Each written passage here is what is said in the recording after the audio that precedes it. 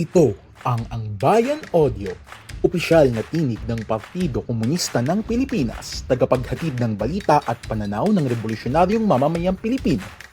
Sa isyu ng Ang Bayan, Hulyo 7, 2026. Hindi magagapi ni Marcos ang revolusyonaryong paglaban ng bayan. Patuloy na niyayanig ng inutil na rehimeng Marcos ang mga biktima ng lindol sa Mindanao. Isang taon ng kontra-korupsyong buladas ni Marcos. Ang kahukagaan ng kaunlaran ng rehimeng Marcos. 2026 SIPP ni Marcos, pabor sa mga dayuhan, pahirap sa bayan. Paglobo ng yaman ni Enrique Razon, higit na pagdurusa ng sambayanang Pilipino. Ang pagninibasib ng AFP-PNP sa Oriental Mindoro. Ika-10 Kongreso ng CNL, matugumpay na nailunsad. Balangay ng armas sa SP, nag-asemblya. Karahasan sa eskwela sa Tacloban, bunga ng bulok na sistema. Imperialistang US, hindi kaibigan ng mga Pilipino.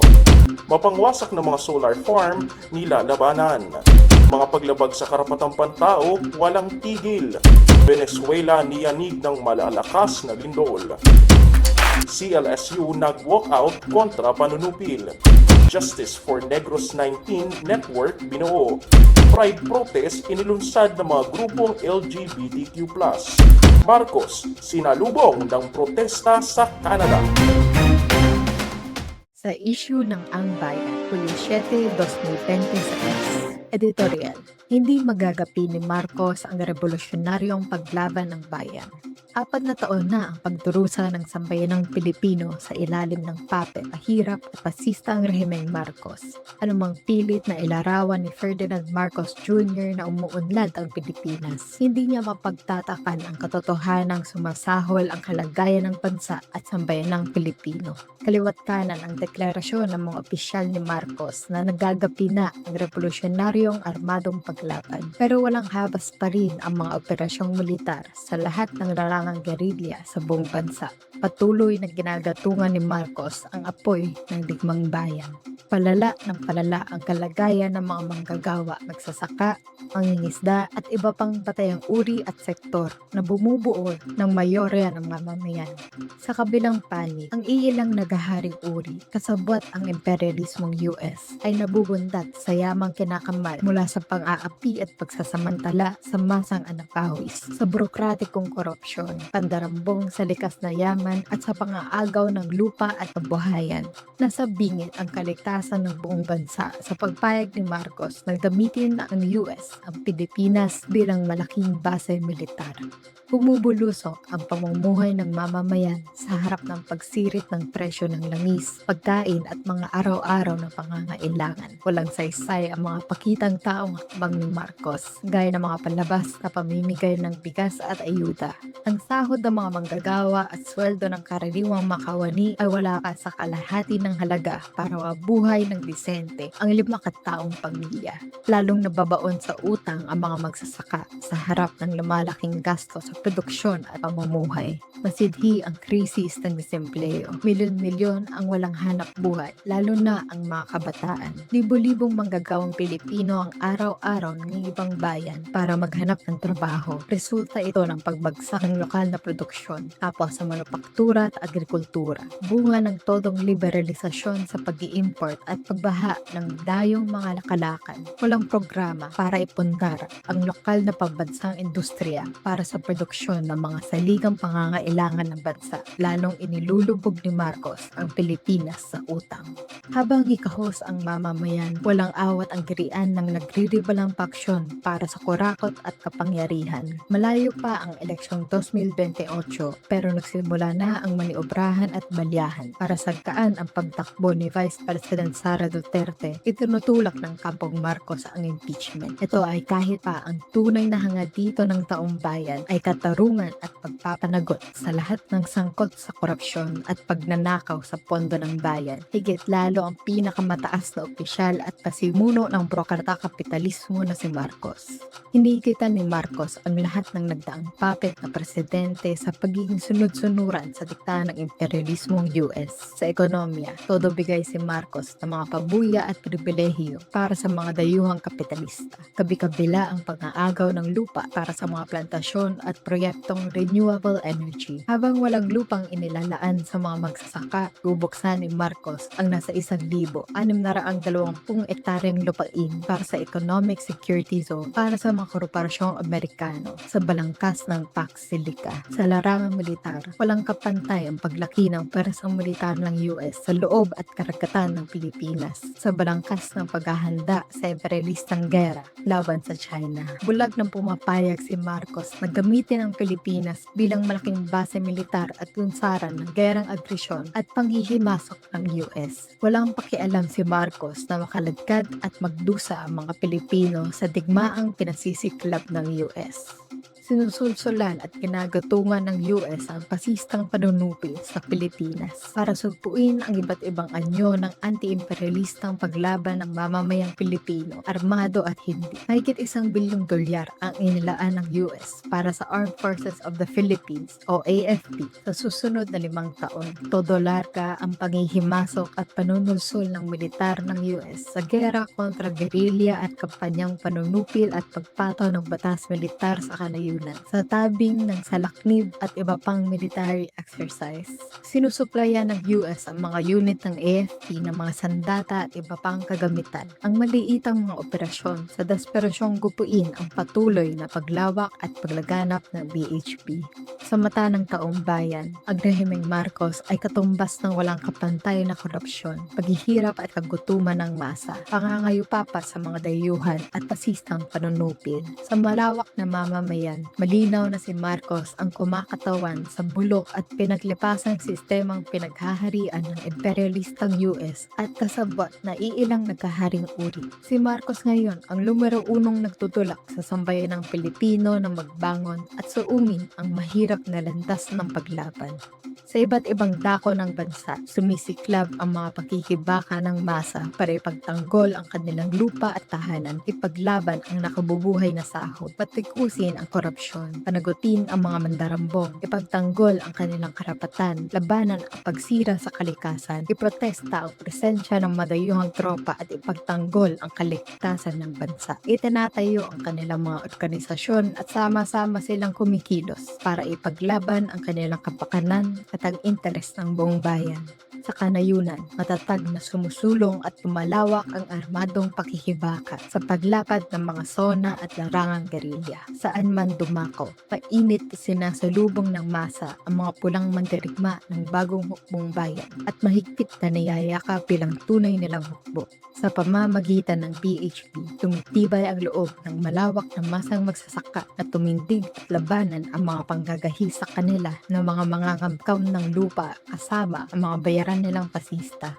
Sa harap ng dinaranas na panunupil at mga api ng sambayanang Pilipino, determinado ang partido na magsilbing pwersang nasa ubod at namumuno sa kanilang pakikibaka para wakasan ang pag-aapi, baguhin ang kanilang kabalaran at ipundar ang bagong bansang malaya at demokratiko. Sa diwa ng kilusang pagwawasto, iniaalay ng mga kadre at kasapi ng partido ang kanilang talino at buong lakas para sa adhikain ng sambayanan, nasaan man ang masa. Malalim at malawak na umuugat ang partido para gabayan sila sa pagbagtas sa landas ng paglaban. Patuloy na niyayanig ng inutil na rehimeng Marcos ang mga biktima ng lindol sa Mindanao. 2 malalakas na lindol ang tumama sa mga probinsya ng Mindanao noong Hunyo. Una, ang magnitude 7.8 na lindol noong Hunyo 8 kung saan nasa karagatan ng Sarangani ang episentro.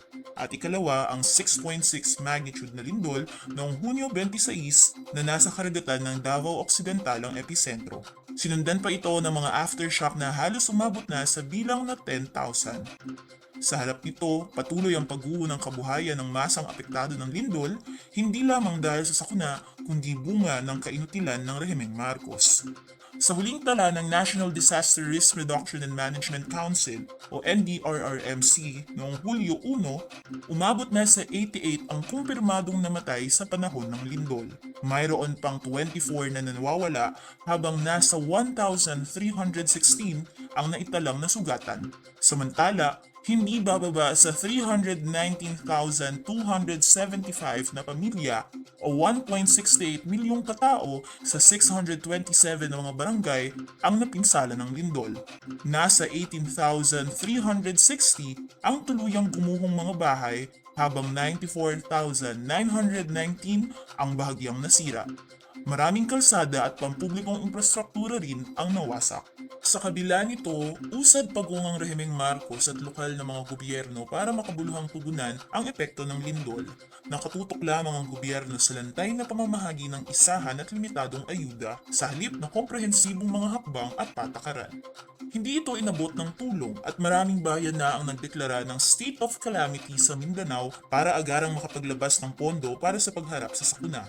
Sa kabila nito, maraming komunidad ng magsasaka ang hindi inaabot nito. Sa panayam ng ang bayan sa ilang magsasaka sa apektadong mga probinsya, ibinahagi nilang wala silang natatanggap na tulong at kompensasyon mula sa gobyerno.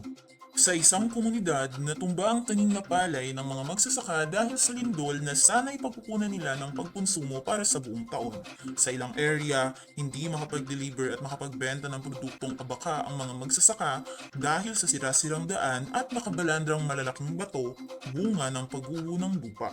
Kanya-kanyang pagsisikap ang mga komunidad para isaayos ang kanilang mga kalsada para makabiyahin muli ang mga sasakyan. Sa ilang kaso, nilalakad na lamang nila ang poblasyon mula sa mga sityo para makapaghanap buhay. Kasabay nito, iniinda nila ang nasirang mga bahay at kagamitan. Lalo pang ikinadismaya ng mga magsasaka ang nasagap nilang balita ng pangungurakot ng mga lokal na opisyal sa ayudang dapat ipinamamahagi sa kanila. Sa isang bayan sa Sarangani, pinalalabas ng mayor na ipinamigay sa kabilang bayan ang mga bigas na nakalaan para sa mga residente, ngunit natuklasang iniimbak at itinatago lamang ito ng lokal na gobyerno.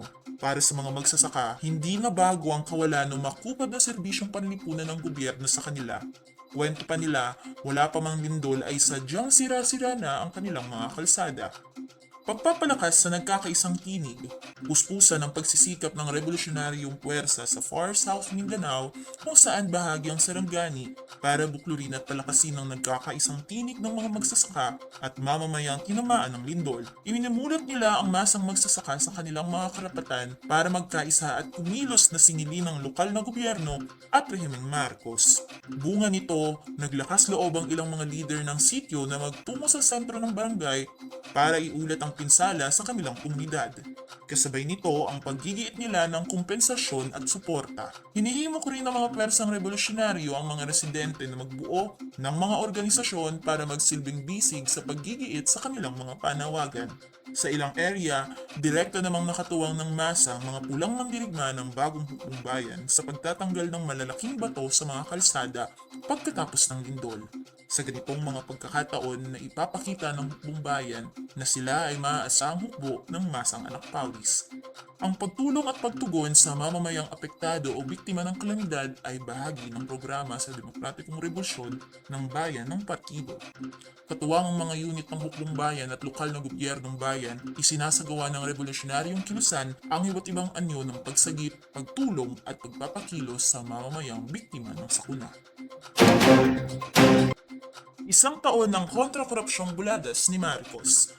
Hindi na din lang ni Ferdinand Marcos Jr. ang taong bayan sa pakana at palabas na kampanyang kontra-korupsyon ng kanyang rehimen mula nang ideklara ito noong Hulyo 2025. Batid ng bayan na hungkag ang mga kataganyang mahiya naman kayo dahil nakatuon lamang ito sa mga katunggali sa politika habang hindi pinananagot ang kanyang sarili, mga alipores at kaalyado. Paghahanda rin ito ni Marcos sa darating na eleksyong 2028 na layuning i-etsapuera ang mga kalaban, umani ng dagdag ng mga kapanalig at magkamal ng karagdagang kurakot at kickback para sa kanyang mga kandidato. Hindi may kakaila na si Marcos ang hari ng korupsyon, utak at pinakamalaking buhaya sa malawakang korupsyon sa gobyerno. Kasabay ng pagkopo ng bagong kurakot, nagawa rin niyang lubos na maibalik ang mahigit 300 billion pesos na nakaw na yaman ng kanyang pamilya na kinumpiska ng Estado sa nakaraan. Ang daloy ng kurakot. Mula 2022 hanggang 2025, naglaan si Marcos ng 545 billion pesos para sa mga proyektong flood control na naging sentro ng skandalo ng kurakot. Nabunyag din na kinukuha niya ang pondo mula sa Unprogrammed Appropriations o UI sa budget para sa mga ito. Ngayong 2026, sa kabila ng pagkakalantad sa korupsyon ay naglaan pa rin na siya ng 274.9 billion pesos para sa mga katulad na proyekto. Muling kumopo si Marcos ngayong 2026 ng 4.6 billion pesos na Confidential and Intelligence Fund. Napanatili niya ang pork barrel na 243.4 billion pesos para sa UA. Naglaan rin siya ng 1 billion pesos para sa kanyang mga biyahe sa labas ng bansa kasama ang kanyang pamilya at mga alipores. Kumokobra rin si Marcos sa sistema ng pork barrel fund sa anyo ng mga allocable na halagang mapupunta sa bawat kongresistang pandistrito. Ito ang tinatawag na Baseline Balance Management o BBM, parametric formula ng DPWH. Nakalakip ito sa National Expenditure Program ng Pangulo sa ilalim ng budget ng DPWH na babasbasan ng Pangulo. Sa investigasyon ng Philippine Center for Investigative Journalism o PCIJ, lumabas na si Representative Sandro Marcos, anak ng Pangulo, ang may pinakamalaking allocable na 15.79 billion pesos noong 2023 hanggang 2025. Pumapangalawa sa kanya ang kanyang tiyuhin na si Representative Martin Romualdez na nakakopo ng 14.43 billion pesos. Inilantad rin ni dating Ako Bicol Party List Representative Elizalde Co, dating pinuno ng House Appropriations Committee, ang iba pang eskema ng mga Marcos sa pangungurakot. Kabilang dito ang tahasang pag-uutos ni Marcos at kanyang mga kaanak na magsingit ng pondo para sa kickback sa pambansang budget. Aniya, siya mismo ang naghahatid ng mali-maletang pera sa mga Marcos at kay Romualdez. Inilantad rin niyang sangkot ang asawa ni Marcos na si Liza Araneta Marcos sa malawakang smuggling ng bigas, isda at gulay. Para isang galang ang sarili sa akusasyon ng korupsyon at idirehe ang direksyon ng investigasyon, binuo ni Marcos ang Independent Commission for Infrastructure. Pinakilos rin niya ang mga kongresista para agarang ibasura ang reklamong impeachment na isinampa sa kanya noong Enero. Tatlo ang batayan sa reklamong pagtataksil sa tiwala ng bayan. Una, pagiging mastermind sa sistematikong korupsyon sa loob ng gobyerno sa formula ng allocables o BBM parametric formula. Ikalawa, pag-abuso sa unprogrammed funds. At ikatlo, direktang pagkakasampot sa kaliwat kanang insertion at sistema ng kickback. Hanggang sa kasalukuyan, iilang maliliit na personalidad pa lamang ang ipinakukulong sa kasong pandarambong at korupsyon na pawang mga kalaban sa politika ng mga Marcos. Target rin ni Marcos ngayon ang reyna ng korupsyon na si Vice President Sara Duterte. Samantalang si Co, na maraming akusasyon sa mga Marcos, ay sadyang pinatatakas ng rehimen. Nalantad rin sa nagdaang taon ang pagpangid kay Marcos ng ilang mga nagpakilalang progresibong grupo katulad ng Akbayan Party List. Aktibong isinasanggalang ng grupo si Marcos mula sa pananagutan at paniningil ng bayan. Nag-uumapaw ang galit ng bayan. Magkakasunod na protesta ang inulunsad ng iba't ibang sektor para panagutin si Marcos, si Vice President Duterte at lahat ng mga sangkot sa korupsyon. Pinakamalaki sa mga protesta ang bahas sa Luneta noong Setyembre 21, 2025 kung saan lumahok ang 100,000 katao at noong Nobyembre 30, 2025 na nilahukan ng mahigit 20,000 katao. Kapwa ito pinangunahan ng kilusang bayan kontra kurakot.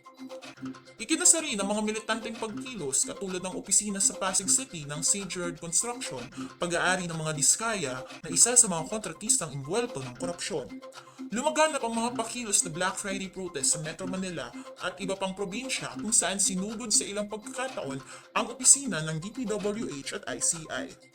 Inilunsad rin ang mga protesta para itulak ang impeachment ni Marcos at Duterte. Sumiklab ang kilusang walkout ng mga kabataang estudyante sa mga universidad at campus noong Setyembre hanggang Oktubre ng 2025. Sa kabuuan, tinatayang higit 40,000 estudyante at kabataan sa buong bansa ang lumahok dito. Sa paanan ng Mendiola, higit 5,000 kabataan at estudyante ang nagmarcha noong Oktubre 17, 2025 sa panawagang Marcos Duterte alisin, bulok na sistema, baguhin. Sa pagpasok ng 2026, patuloy na naniningil ang taong bayan sa lahat ng sangkot sa korupsyon.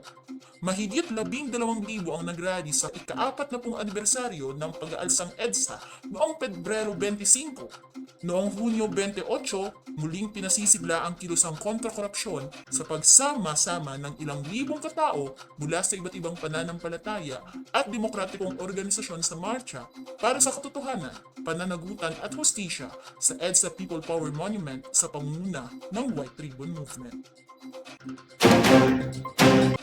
Ang kahungkagan ng kaunlaran ng Rehimeng Marcos.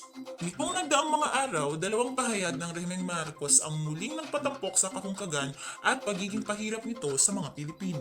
Una, ang nakaiinsultong 85 pesos dagdag sa arabong sahod na inilarawang makasaysayan ng mga opisyal ng rehimen. Pangalawa, ang di umano'y pagtuntun ng Pilipinas sa katayuang upper middle income alinsunod sa pamantayan ng imperialistang institusyong World Bank. Ang mga ito ay paunang pagmamayabang para sa ika-4 na State of the Nation Address o SONA ni Ferdinand Marcos Jr.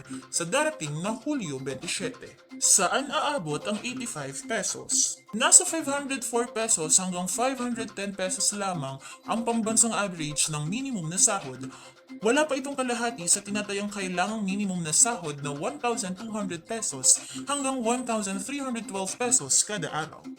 Kahit idagdag ang 85 pesos sa sahod sa National Capital Region na 695 pesos kada araw, malayo pa rin ito para mabuhay ng may dangal ang 1 limang kataong pamilya. Lalong masaklap, hulugan pang ibibigay ang dagdag na arawang sahod na 85 pesos, 60 pesos sa Hulyo 19 at 25 pesos sa Enero 2027. Kung hati-hatiin sa karaniwang gastos ng mayorya ng mga pamilya ang 60 pesos, 64% ang maidadagdag sa pagkain o 34.40 pesos na hindi man lamang makabibili ng 1 kilong bigas. Ang natitirang 26 pesos ay paghahati-hatian sa transportasyon, utilidad at marami pang iba. Mas mabababa ang dagdag sahod sa mga rehiyon labas sa NCR. Sa nakaraang taon, nagbigay lamang ng bariyang dagdag mula 20 pesos to 39 pesos kada araw ang mga Regional Wage Board.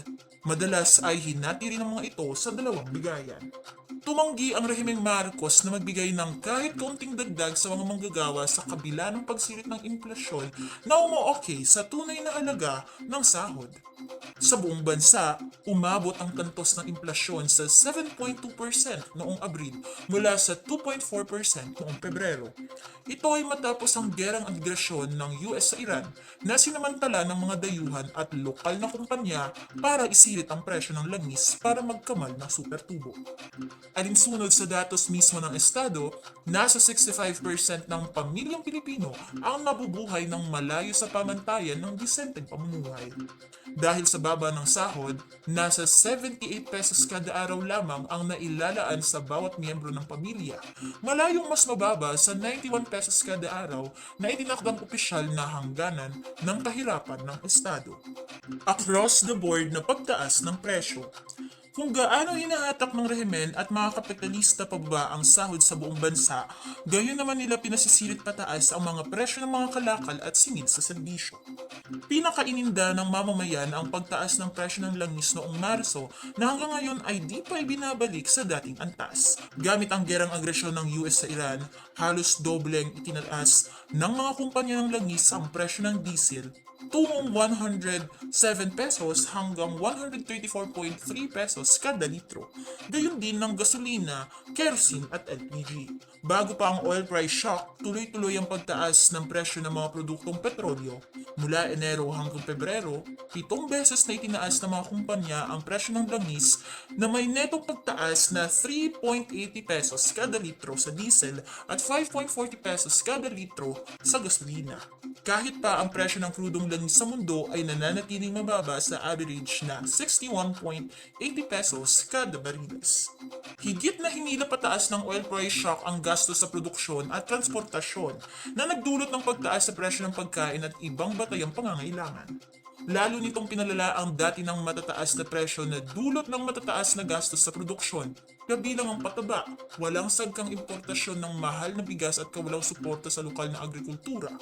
Sa NCR, umabot ang presyo ng bigas tungong 56 pesos kada litro noong Hunyo, habang sa ibang lugar tulad ng Zamboanga ay umabot sa 64 pesos kada litro. Ininda na ng mamamayan ang mataas na singil sa kuryente at tubig. Itinaas ng Meralco ang singil dito sa NCR at kalakip ng mga probinsya mula 13 pesos per kilowatt per hour noong Enero tungong 14 pesos per kilowatt hour noong Hunyo. Nagtaasan rin ng singil ang malalaking distributor ng kuryente sa Visayas. Sa Cebu ay nadagdagan ng 1.83 pesos at sa Iloilo 2.33 pesos kada kilowatt. Sa Davao, Enero itinaas ang singil ng 2 pesos per kilowatt hour. Samantala, ipinatupad ng mga kumpanya sa tubig sa NCR, Cebu at Davao ang matatarik na pagtaas sa singil sa serbisyo. Ito ay habang iniinda ng mga consumer ang palpak na serbisyo ng mga pribadong kumpanya sa utilidad. Walang pag-unlad. Walang silbi ang katayuang upper middle income na basbas ng World Bank. Hindi ito pamantayan ng pag-unlad kundi nagtatakda lamang ng katayuan ng bansa para makapangutang. Taliwas ay pinagmamayabang ng rehimen, pababa ang padron ng paglago ng lokal na ekonomiya at hindi ito nakalilikha ng sapat na trabaho para sa mamamayan. Hindi naabot ng rehimen kahit ang sariling itinakdang target na paglago ng Gross Domestic Product o GDP. Para sa 2025, lumago lamang ang GDP ng bansa ng 4.4% at 2.8% lamang para sa unang kwarto ng 2026. Sa nakaraang taon na itala ang pinakamaliit na paglago ng pagmamanupaktura sa nakaraang mga dekada na umabot lamang sa 2.5%. Lumago naman ang agrikultura ng 2.6% lamang. Sa kabilang banda, lumaki ang yaman ng mga korporasyon at burgesya komprador. Mula 2020 hanggang 2022, tumaas ng 104% ang netong kita ng pinakamalalaking korporasyon.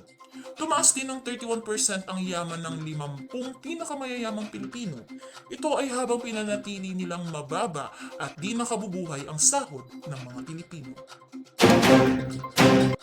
2026 SIPP ni Marcos, pabor sa mga dayuhan, pahirap sa bayan. Habang tumatanggi ang rehimeng Marcos na bigyan ng kaunting alwan ang mamamayan sa pamamagitan ng pagtatanggal ng VAT at iba pang pabigat na buwis, abala naman ito sa paggawad ng mga insentiba at tax break o pribilehiyong di magbayad ng buwis sa malalaking dayuhang kumpanya.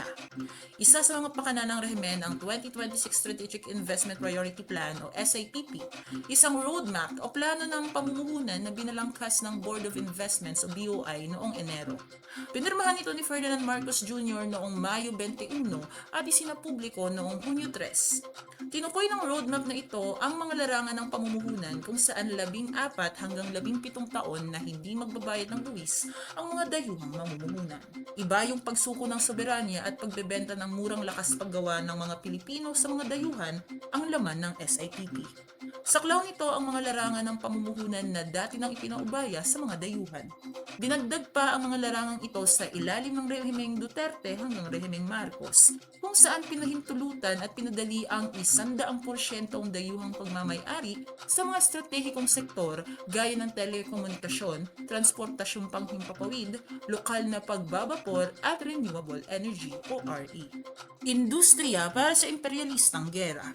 Iba yung binigyan ng insentiba ng SIPP ang mga operasyon ng mga kumpanyang papasok sa semi-processing ng kritikal na mineral at iba pang serbisyong kaugnay sa mga aktibidad pandepensa.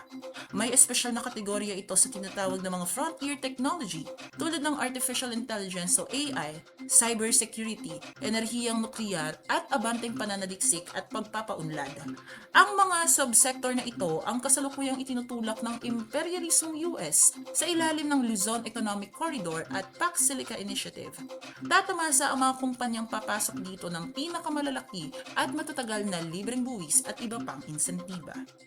Taliwas sa ipinagpipilitan ng mga rehimen, malayo sa katotohanan na magbubunsod ng pag-unlad sa ekonomiya ang SIPP.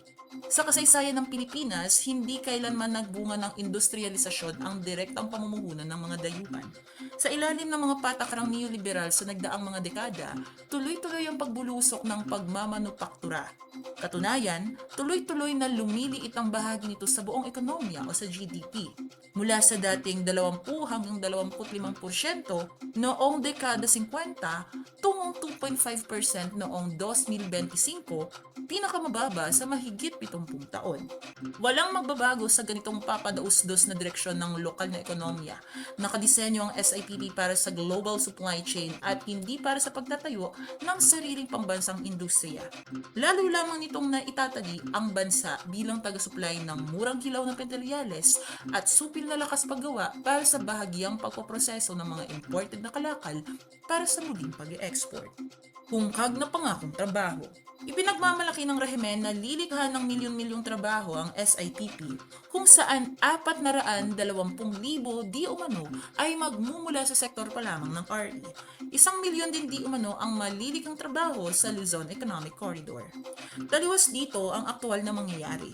Ngayon pa lamang, kaliwat kanan ng pagpapalayas sa masang magsasaka at katutubo na inaagawan ng lupa para pagtayuan ng mga proyektong solar at onshore wind farm.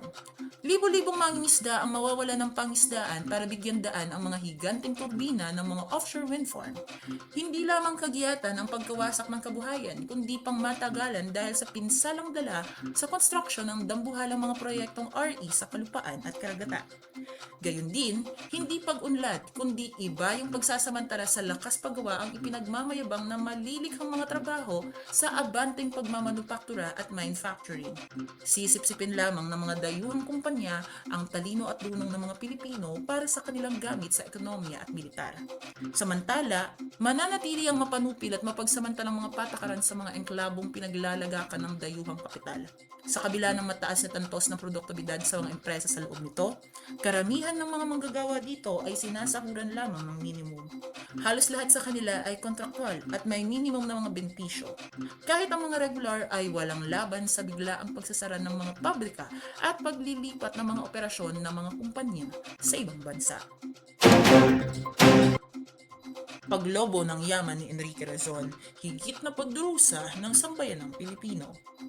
Noong Hunyo 15, iniulat ng Forbes magazine ang yaman ni Enrique Razon Jr. na nasa $18.8 billion na ika-143 sa pinakamalaki sa buong mundo at bilang pinakamayamang Pilipino. Katumbas ng kanyang yaman ay 1.27 trillion pesos, dahilan para tagurian siyang unang trilyonaryo sa Pilipinas.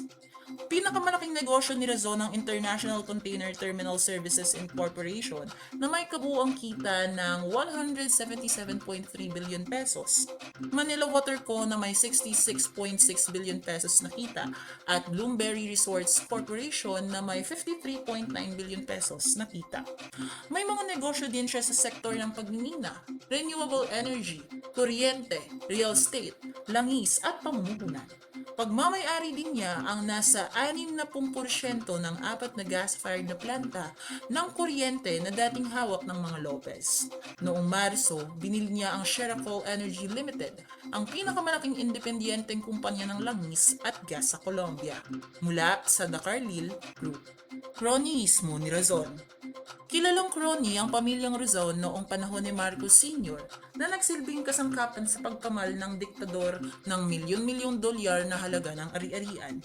Pinagpatuloy ni Razon ang pagiging crony sa bawat administrasyong umupo, lalo na mula dekada 2000. Pinakamabilis ang paglawak ng ICTSI sa ilalim ni dating Pangulong Gloria Arroyo na ang asawang si Mike ay malapit na kaugnayan ni Razon. Naging mahalaga siyang tauhan ng mga Arroyo sa mga kontrobersyal na mga kontrata, kabilang ang pagbili ng State Grid Corporation of China sa National Grid Corporation of the Philippines at sa nabigong NBNZPE deal. Kapalit nito, pinondohan niya ang kandidatura ni Arroyo at ng kanyang mga kaalyado. Noong 2007, nagsilbi siyang ingat-yaman ng Team Unity ng Lakas Kampi at kalaunan ay naging bahagi sa pagtatatag ng National Unity Party.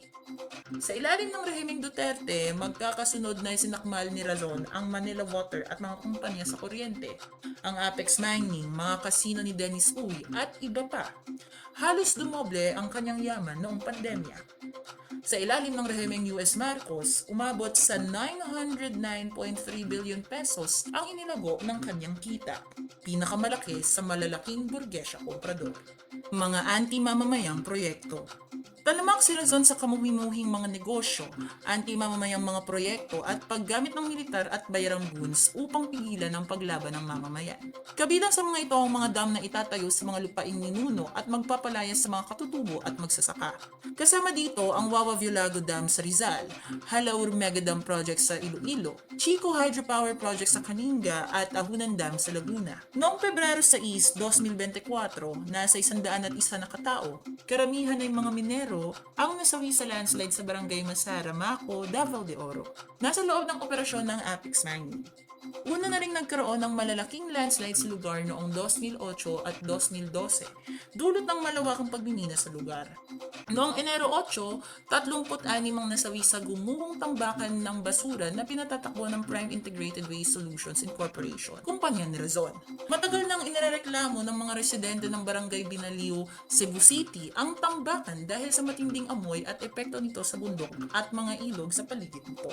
Sa Maynila, mahigit 7,000 residente ang nagbabadyang mawalan ng tirahan sa Parola Compound del Pan Binondo dahil sa North-South Harbor Bridge Project. Pagka-anunsyo ng pagsisimula ng proyekto noong Mayo 22, kinabukasan, nasunog ang buong komunidad.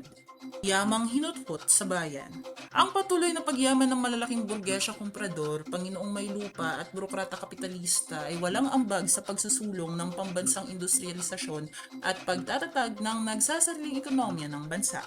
Sa halip, isa itong mabigat na pasanin ng buong bayan dahil katumbas nito ang umiiral na sistema ng pagkamkam ng lupa para sa interes ng negosyo at imperialismong US.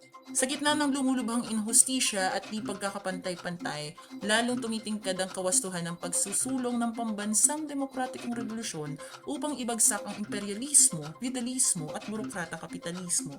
Sa ilalim ng demokratikong gobyernong bayan, wawasakin ang monopolyo sa lupa, isusulong ang pambansang industriya, itataguyod ang malayang patakarang panlabas at titiyakin ang kapakanan ng masa ng sambayanan. Ang paninibasib ng AFP-PNP sa Oriental Mindoro. Sobra na! Tigilan niyo na kami. Ito ang panawagan ng mga magsasaka at katutubong mangyan laban sa pinaigting na operasyong militar sa timog ng Oriental Mindoro. Ayon sa pambansang katipunan ng mga magbubukid o PKM Oriental Mindoro, ilang dekada nang nililigalig ng AFP-PNP ang mga komunidad na mas tumindi pa pagpasok ng Hunyo. 8 batalyon ng AFP ang nakadeploy sa Mindoro. 5 dito ay sa ilalim ng 2rd Infantry Brigade na nakakonsentra sa mga bayan ng Rojas, Mansalay, Bulalakaw at Bungabong. Nakahimpil sila sa 17 kampo militar at sa tabing ng localized peace engagement at serbisyo caravan, hinalihaw ng nakapakat na Mobile Community Support Program ang mga bundok at komunidad sa mahigit 21 sityo sa mga bayan ng Mansalay, Bulalakaw at Rojas. Ang pagbuhos ng puwersa ng 2nd Infantry Division sa Mindoro ay bunga ng pagdeklara sa isla bilang pambansang prioridad ng pagdurog noong 2025, kasabay ng pagbuhos ng tropa ang pag-igting ng paglabag sa karapatang tao ng mga residente at katutubong mangyan. Abala sa buhay at kabuhayan, krimen, antisosyal at dekadenteng gawain ang hatid ng mga sundalo sa komunidad ng kanilang pinapakatan. Kabilang dito ang pagnanakaw, pagsira ng kagamitan at pananim, sugal, pangbastos sa kababaihan, prostitusyon, pagkagahasa at pang-aalida sa mga residente.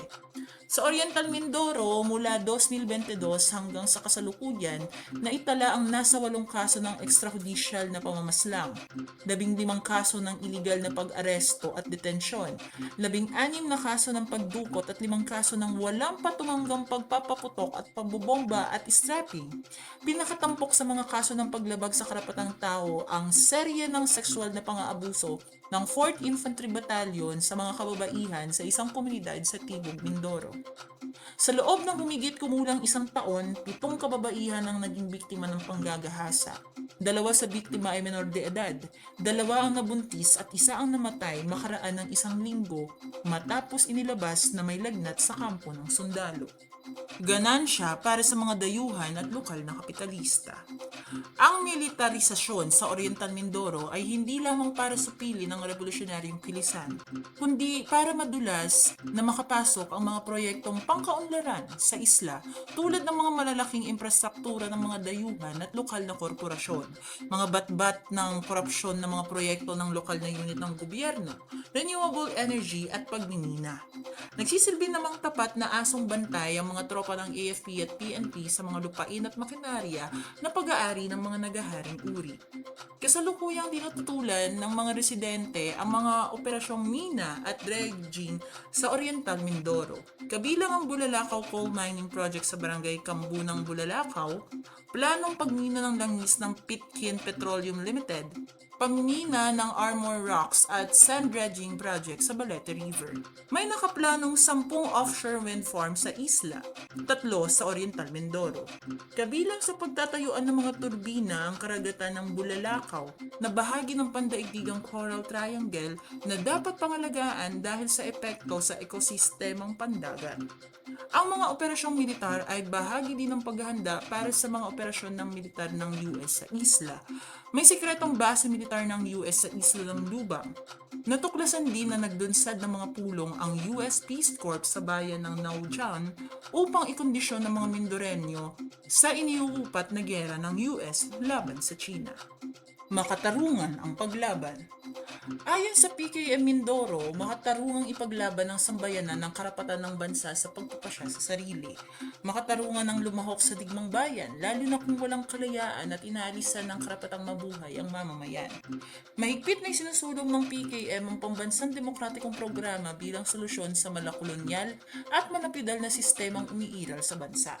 Tinutugunan sa programa ang kawalan ng lupa ng mga magsasaka at katutubong mangyan, tulad ng paglansag sa malalawak na lupain at pastuhan ng mga PML mula pa noong dekada 80. Naging matibay na katuwang ng masa ang bagong hukbong bayan sa mga pagpapatupad ng revolusyonaryong agraryo. Karamihan sa mga ito ay pinakikinabangan pa ngayon ng mga magsasaka at masang Mindoreño. Sa madaling salita, 1 dekada na ang nakalipas na opisyal na sinimulan ni Rodrigo Duterte ang huwad at madugong giyera kontra droga. Bilang pag-alaala sa libu-libong biktima ng ekstrajudisyal na pamamaslang, idinaos ng kanilang mga kamag-anak noong Hulyo 1 ang programang dekada para sa 10 taong pagluluksa at walang kapagurang paglaban. Pinagkunan, Rise Up for Life and for Rights. 234 na container na nakalalasong basurang elektroniko o e-waste ang itinambak ng US sa Subic Freeport, Zambales, nalabag sa Basel Convention, risgo sa seguridad at kapaligiran at yumuyurak sa soberanya ng bansa. 20 milyon ang tinatayang lumahok sa 1 linggong seremonya ng libing ng Supreme Leader ng Iran na si Ayatollah Ali Khamenei na nagsimula noong Hulyo 3. Pinatay ng US sa isang airstrike si Khamenei noong Pebrero 28 pero naantala ang libing dahil sa walang awat na pumbobomba ng US. Nasa 75 milyong piso ang inamin pero di idineklara ni Senador Rodante Marcoleta na tinanggap na pondo mula sa 3 kaibigan para sa kanyang pagtakbo sa Senado noong 2025. 256 na aktivista, lider ng komunidad at sibilyan ang naging biktima ng mga batas kontra terorismo, kabilang ang 232 na sinampahan ng gawa-gawang kaso, 138 sa mga ito ay naibasura na at 25 ang kinasuhan na nakakulong hanggang sa ngayon. Pinagkunan, karapatan. 6 na buwang suspendido bilang doktor si Lorraine Badoy, dating tagapagsalita ng NTFL-CAC dahil sa ginawa niyang red tagging at paninira sa mga progresibong mga doktor at manggagawang pangkalusugan. 1,000 araw na ang henosidyo ng Zionistang Israel sa Palestina noong Hulyo 2. Umabot na sa 73,000 Palestino ang pinatay, kabilang ang 21,500 bata. Hulyo 7, 1892, itinatag ni na Andres Bonifacio at ng iba pang makabayang Pilipino ang kataas-taasan kagalang-galang katipunan ng mga anak ng bayan o KKK sa Tondo, Maynila. Ang KKK ang unang pambansang organisasyong Pilipino na naglunsad ng armadong pakikibaka para sa pambansang paglaya.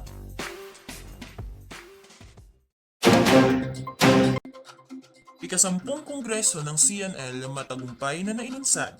Nagtipon ng mga kinatawan ng mga balangay at unit ng Christians for National Liberation o CNL noong ika-24 ng taon para idaos ang kanilang ika-10 Kongreso. Dumala dito ang mga obispo, religyoso at pastor, manggagawang laiko at mga kinatawan ng kabataan mula sa iba't ibang rehiyon ng bansa. Inalunsad ang Kongreso sa temang palakasin at palawakin ang ating hanay at iba yung isulong ang pambansang demokratikong revolusyon na may sosyalistang perspektiba, palalimin ang ating integrasyon sa masa sa pagbabagsak sa burokrata kapitalista at pasistang rehimeng Marcos. Binuo nito ang bagong 4 na taong plano at naghalal ng mga opisyal.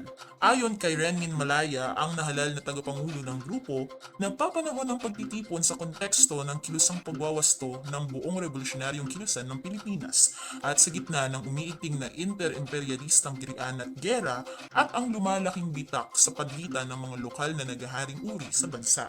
Tiyak na magiging malaki ang ambag ng CNL sa kasalukuyang pagsisikap na isulong ang Rebolusyong Pilipino.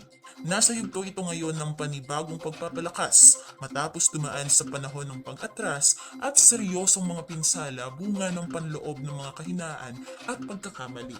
Mensahe ng Komite Sentral ng Partido Komunista ng Pilipinas. Napaabot rin ng pagbati sa CNL ang mga aliyadong organisasyon ng NDFP. Sa pagtatapos ng Kongreso, binigyang parangal ng CNL ang mga martir at bayani ng Rebolusyong Pilipino.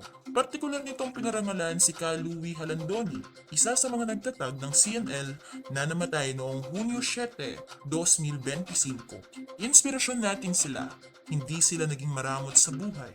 Pahayag ni Philip Rebson, bagong halal na pangkalahatang kalihim ng CNL. Balangay ng armas sa ST, nag-asembliya. Naglunsad ng pangkalahatang asembliya ang artista at manunulat ng sambayanan o armas sa balangay ni Jethro Isaac Ferrer, isang balangay sa Southern Tagalog, noong Hunyo. Pagsisikap ito ng balangay para sa konsolidasyon at pagpapalawak ng hanay. Sa asembliya, nagtanghal ang mga miyembro at nagsagawa ng revolusyonaryong panunuring masa sa mga piyesa. Inihalal rin nila ang bagong mga opisyal ng komiteng tagapagpaganap ng balangay. Noong Hunyo rin, isinagawa nito ang isang pistang pangkultura kung saan nagtalakayan at naglunsad ng palihan na may layuning pagyabungin ang gawaing pangkultura ng mga revolusyonaryong artista. Inilunsad rin nito ang koordinadong Oplan Pinta, Oplan Dikit at Oplan Sabit. Ipinakalat nila ang mga poster, streamer at pintura sa pader na nananawagan na isulong ang digmang bayan. Karahasan sa eskwelahan sa Tacloban, bunga ng bulok na sistema. Nagpaabot ng pakikiramay ang Special Office for the Protection of Children ng National Democratic Front of the Philippines o NDFP sa mga kapamilya, kamag-anak, kaklase, guro at mga komunidad na naapektuhan ng trahedya ng pamamaril sa paaralan sa Tacloban City noong Hunyo 22. Anito, hindi lamang ito trahedya ng mga individual, kundi isang sintomas ng isang nabubulok na sistema. Inilalantad ng pamamaril sa paaralan sa Tacloban ang marahas at mapanirang katangian ng lipunang Pilipino na humuhubog sa buhay ng mga batang Pilipino ayon sa SOPC. Sa ilalim ng kasalukuyang sistema, naging normal ang kultura ng karahasan at kawalang pananagutan.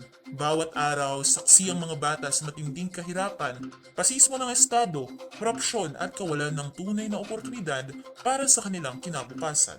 Sa ganitong kalagayan, nagiging bahagi ng kamalayan ng bata ang karahasan. Tinututulan ng SOPC ang mga pagtatangka ng reaksyonaryong gobyerno na gamitin ang trahedya upang isulong ang mga kontrabatang patakaran. Anito, maling gamiting dahilan ang trahedyang ito para ibaba ang minimum age of criminal responsibility. Ang mga ganitong panukala ay hindi tumutugon sa ugat ng karahasan at pilit lamang na ibinabaling ang sisi sa mismong mga bata. Ang tunay na issue ay ang paglalansag sa kultura ng kawalang pananagutan na pinanatili ng naghaharing uri at hindi ang mas mabigat na pagpaparusa sa mga bata. Ibinahagi ng NDFP na sa mga revolusyonaryong area, aktibong nagpapatupad ng mga organo ng kapangyarihang pampolitika o gobyerno ng mamamayan ng mga programa para sa kapakanan ng bata. Kabilang dito ang mga kampanyang literasiya at edukasyong nakatuntong sa kalagayan ng kanilang mga komunidad. Layunin ng mga ito na hubugin ng mga bata bilang mga responsableng kasapi ng lipunan na may mataas na kamalayang panglipunan. Fundamental sa pananaw ng NDFP ang pagkilala na umuunlad ang mga bata kapag may kapangyarihan ang kanilang mga pamilya at komunidad. Anito, ang kawalan ng lupa, kawalan ng trabaho, mababang sahod, satlitang migrasyon at kawalan ng mga serbisyong panlipunan ay sumisira sa kapakanan ng mga bata.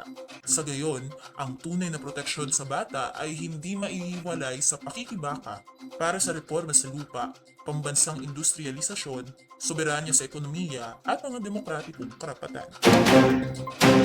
Imperialistang US, hindi kaibigan ng mga Pilipino.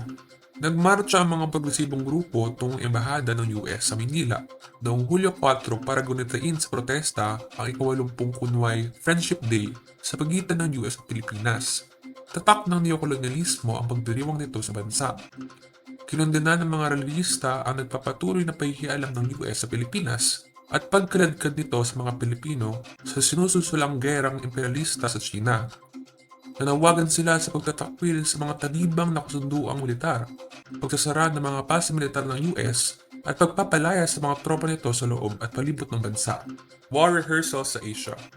Hindi bababa sa 40,000 tropang militar mula sa mahigit 30 bansa ang sabay-sabay na pinakilos ng US sa mga war games sa iba't ibang bahagi ng Asia noong Hunyo sa isang malawakang war rehearsal o pag-e-ensayo sa digma.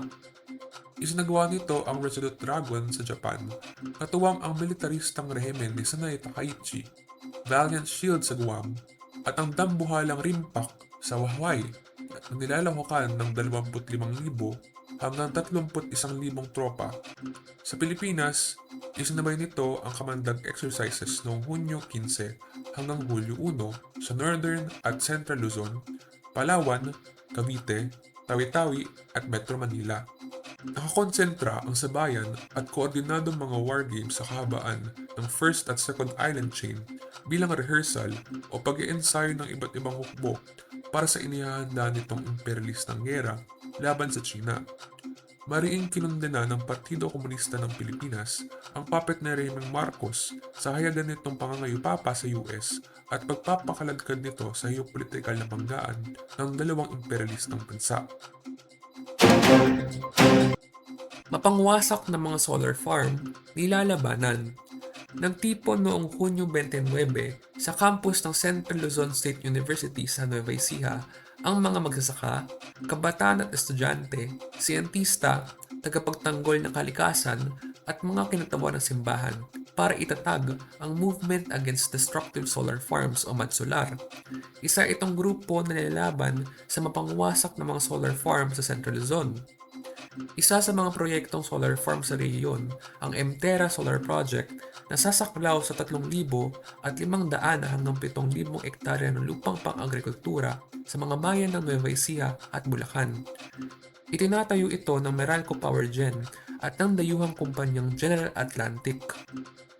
Kaugnay ng proyekto, binantaan ng sapilitang pagpapalayas ang mga residente ng Sitio Sangilo, Barangay Macabaklay, Capan City, Nueva Ecija noong Hulyo 2. Sumugod sa sitio ang nagpakilalang may-ari ng lupa na si Ray Tan kasama ang mga pulis at ilang mga armadong tauhan.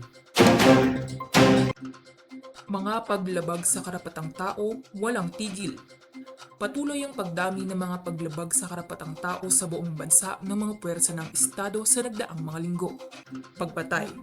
Brutal na pinatay ng 88 Infantry Battalion si Nenita Buscada, isang katutubo sa Barangay St. Peter, Malaybalay City noong Hunyo 15. Kasama ni Buscada ang kanyang asawa at 2 pang sibilyan na patungong kagubatan para mangahoy ng biglang paulanan ng bala ng 88 Infantry Battalion. Tangkang pagpatay. Pinagbabaril ng 43rd Infantry Battalion si Olid Yanay, 18 taong gulang sa Barangay Kaputoan, Las Navas, Northern Samar noong Hunyo 13 ng umaga. Pinasabugan siya ng 3 bala ng M203 grenade launcher. Nakatakbo at nakaligtas si Olid mula sa pamamaril. Pag-aresto. Inaresto ng mga pulis at 85th Infantry Battalion ang magsasakang si Anthony Binyas noong Hunyo 19 sa Quezon. Itinago siya ng mga pulis at natuntun na lamang noong Hunyo 28 sa Quezon District Jail at kumakaharap sa kasong tangkang pagpatay. Samantala, patong-patong ang paglabag sa karapatang tao sa matinding militarisasyon sa Las Navas sa Northern Samar, sa Buhilngan City, Negros Oriental, sa mga bayan ng Isabela at Binalbagan sa Negros Occidental, at maging sa Marikina City sa nakalipas na mga linggo. Venezuela niyanig ng malalakas na lindol. Niyanig ng malalakas na lindol ang hilagang gitnang bahagi ng Venezuela, kabilang ang kabiserang Caracas at ang rehiyon ng La Guaira noong hapon ng Hunyo 24. Ayon sa mga ulat, naganap ang magkasunod na lindol na may lakas na magnitude 7.2 at magnitude 7.5 sa pagitan ng 39 segundo. Dahil sa pagiging mababaw ng pinagmulan ng lindol sa San Sebastian Fault System, gumuho ang maraming gusali at ospital at nawalan ng supply ng kuryente at komunikasyon ang milyong katao. Sa mga ulat noong Hulyo 5, halos 3,000 na ang nakumpirmang nasawi, higit 16,000 ang nasugatan at puo-puong libo ang hinahanap pa sa mga gumuhong gusali. Higit 16,000 ang nawalan ng matitirahan at 850 gusali ang gumuho, kung saan 190 dito ay buo-buong bumagsak. Nagpaabot ng pakikiramay at revolusyonaryong pakikiisa ang Partido Komunista ng Pilipinas, National Democratic Front of the Philippines at ang buong kilusang revolusyonaryong Pilipino sa mamamayan ng Venezuela. Kasabay nito, binatikos ng PKP ang pagsagpang ng US sa trahedya para magpwesto ng mga tropa sa loob ng Venezuela. Noong gabi ng Hunyo 25, lumapag sa Caracas ang mga tropang Amerikano para direktang makialam sa mga operasyon ng mga sibilyan na ahensya sa bansa. Kasabay nito, ipinadala ng US Southern Command ang mga barkong pandigma na USS Fort Lauderdale at USS Billings sa kargatang sakop ng Venezuela, kasama ang mga dambuhalang transport aircraft na C-17 Globemaster at C-130 Hercules. Ang mga unit ring ito ang sumalakay sa Caracas noong Enero 3 at dumukod sa presidente ng Venezuela na si Nicolas Maduro at asawa niyang si Cecilia Flores. Ayon sa PKP, kamuhi-muhi ang paggamit ng US sa kalamidad at makataong mga rason para manghimasok sa Venezuela, lalo na sa harap ng matagal na panahon nang nagpataw ito ng mararahas na sanksyon na puminsala sa ekonomiya at pag-unlad ng bansa. Ang mga sanksyon na ito at iba pang mapamilit na hakbang ng US ay ginagamit para puwersahin ng gobyerno ng Venezuela na sundin ang mga dikta ni Trump. Mga protesta. CLSU nag-walkout kontra panunupil. Mahigit 200 estudyante ng Central Luzon State University sa Nueva Ecija ang nag-walkout sa klase noong Hunyo 22 para kondinahin ang pagsupil sa kanilang demokratikong karapatan, red tagging at panggigipit ng Estado sa mga lider estudyante ng universidad. Nanindigan sila laban sa tangkang pagpapatahimik ng administrasyon at ng mga puwersa ng Estado.